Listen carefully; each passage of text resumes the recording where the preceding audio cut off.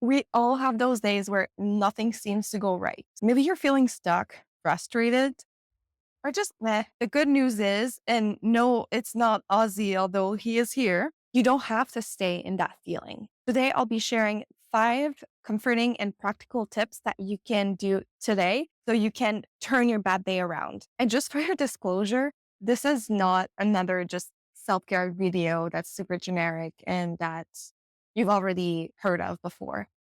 I'll actually explain what is the science behind it. And also, I'll tell you about what I do personally that helps me and might give you some ideas too. Hi, everybody. Salut tout le monde. I'm Gabriela from Sea Horizon, and my mission is to help high achievers like you find balance and clarity in the chaos of life. If you're having a rough day, this is the video for you. So let's do it. Okay. The first step is to be your own best friend. And other people would talk about this as self compassion, but self compassion is such a generic and it has a lot of not stigma, but it has a lot of, I don't know the word, be your own best friend, or in other terms, practice self compassion.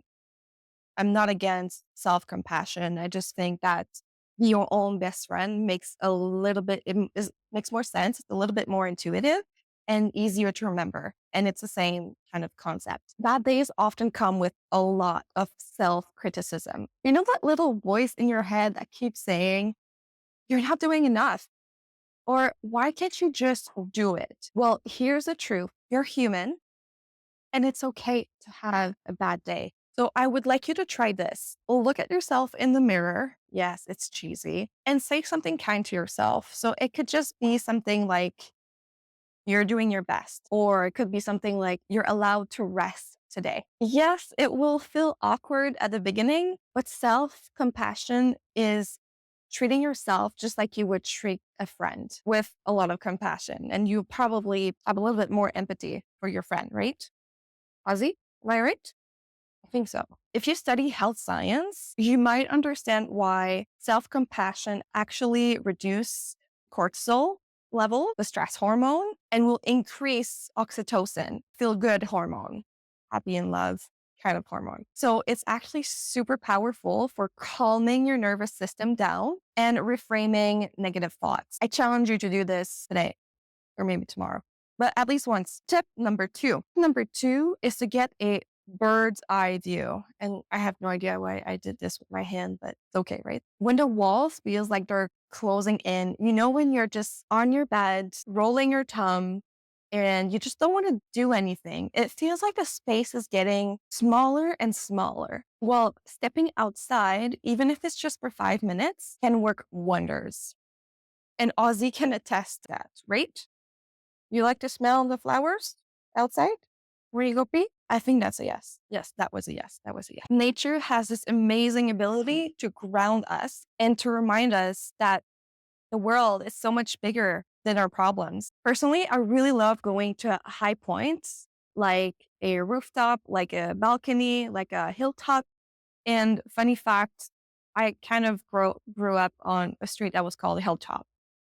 But I digress. So the bigger view actually for me makes me feel smaller. And then my problem all appear smaller in the best way possible. It puts like a different perspective and somehow things just don't feel as overwhelming anymore. If you felt that way when you were at a high point, please let me know in the comments so I know that I'm not alone, and just put a little hands up. So take a walk, feel the sun on your skin, or just listen to the birds. And if you're near a park, take Ozzy's advice and go sniff the flowers. He told me earlier that's something that he likes to do. Right, Ozzy? Yeah. And this shouldn't come to you as a surprise because research shows that spending time in nature actually reduces your blood pressure, reduces stress, and even improve focus. And basically, literally resets your mind. When you think about it, it reduces your blood pressure, it makes you better able to focus, and it reduces stress. That all sounds really good. Okay, Ozzy, you want to go? No? Okay, you can go. Tip number 3, move your body. Okay, I will pretend that this never happened. When you're feeling low, your energy can feel stuck and heavy. One of the quickest way to shift that energy is to actually get your body moving. And it doesn't have to be a full workout. It can actually just be walking one block around the street. Even the smallest movement can help. Where did Ozzy go? Oh, you're back? Okay, you want to do my mic again? Okay. Do you want to come in? So you can try some gentle stretching to reduce the tension in your neck and your shoulders. You can do some shoulder rolls. The shoulders, the neck, and the back is often the places where we carry the most stress. So you can roll out a yoga mat and just do a couple of poses or on your bed. Why not? Like just some gentle stretching here to help you feel more grounded. Don't overthink it. Just move in whichever way you feel. You can also go for just a brisk walk, do some jumping jack. Okay, maybe on the ground, not on the bed. That is still moving. That's still good. Or just even tidying up your workspace or just wherever you're living. The goal is not perfection. It's about breaking up the heaviness and creating little sparks of energy. Physical activity actually releases endorphins, which are your body's built in mood boosters. It will create better oxygen flow to the brain, which will help you think more clearly, feel a little bit more focused, and boost your energy levels. A few minutes of exercise a day can actually reduce your stress and your cortisol level, can actually improve your overall mood, which is the goal. So no matter how small the movement is, just moving a little tiny bit, okay, maybe a little bit more than this, it's always worth it. Tip number 4, on a bad day, even just the smallest task can feel monumental. It's easy to look at your to-do list and just feel completely paralyzed by everything that's there. But here's the trick. Instead of trying to do it all, just focus on one tiny thing. Maybe it's something super simple like drinking a glass of water.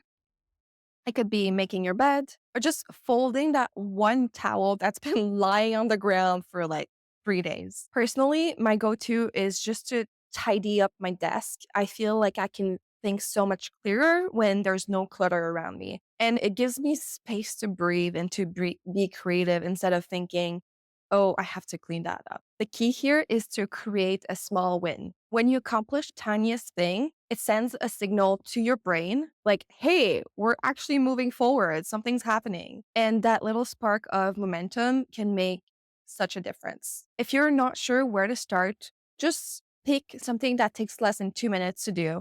And it can be the silliest thing, like pour yourself a cup of coffee, put on some fresh socks, and maybe you've put them in the dryer before so they're all warm, or check off that one easy email reply that you've been wanting to do but pushing back. And when you're done, just celebrate it. Be mindful of the fact that you've accomplished something and give yourself a good little high five.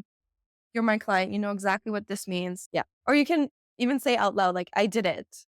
Honestly, that's saying, good job. Let's do more of that. Plus, small wins will help you feel less overwhelmed because you're shifting the focus from the mountain to just the next step in front of you. So when everything feels so big, don't worry about climbing the mountain. Just worry about taking the next step to get that momentum going. The 5th tip and the last tip is to use your comfort ritual.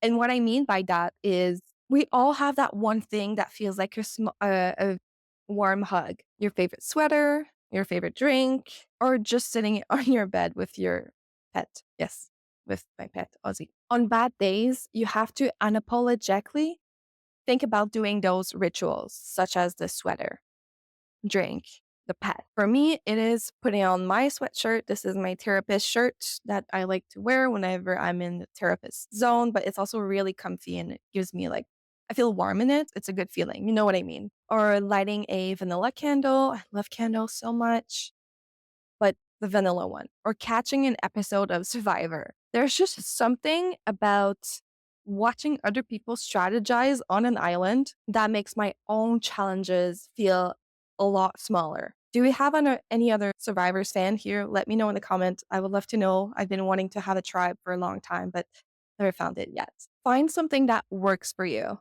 Maybe it's flipping pages from an old album. Maybe it's just putting on your favorite necklace or even just hugging a pillow. Why not? Actually, it feels kind of good. Yeah, it feels good. I suggest you do that. not bad. Whatever bring you that moment of peace, just embrace it fully. And why this works is because it activates the parasympathetic system, which helps your body to shift out of stress mode and into rest and digest. If I have some nursing student here, please tell me in the comments what is rest and digest. Parasympathetic nervous system. I'm testing you here. They also create a sense of stability in days that we need them the most. So wrap yourself in your favorite blanket, take a pillow, give it a hug, and then just maybe listen to your favorite movie or watch Survivor. So there you have it, the 5 small things that you can do when you're having a bad day. One was to be your best friend. Second is to get a bird's eye view. 3 is to move your body. 4 is to achieve just one small tiny task. And 5 is to do your go-to ritual. And also just remember that bad days don't define you. They're just part of being a human. And you have the power to shift that energy, even if it's just a little bit at a time. Sit down, be comfortable. Good job. If you like this video, give it a thumbs up and subscribe if you want to hang out more with me and get more tips on how to navigate life more gracefully. And tell me in the comments, what is the thing that you do that makes you feel good on those bad days? And we can all inspire each other. Take care. And as always, see you in the next video.